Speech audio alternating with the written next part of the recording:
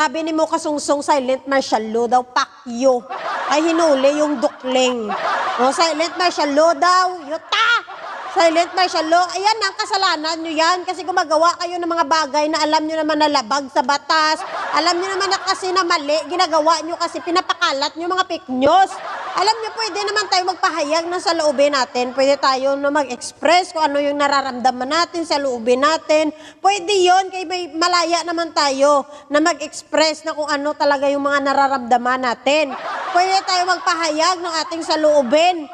Diba? Pwede yun. Kaya may freedom of expression tayo. Pero iba yung nagpapahayag ka, nagkikriticize ka, iba din yung gumagawa ka ng fake news. Naintindihan mo ba yun? Tingnan nyo ginagawa yung bobo yung mga Pilipino eh. No, wag natin sabihin silent martial law. Ay kagagahan at kagaguhan nyo yan. Wag nyo isisi sa gobyerno ngayon kung bakit kayo nahuhuli. Alam niyo naman kasing mali, sige-sige lang kayo mga animal kayo, tapos pag nahuli kayo, silent martial law, animal na to.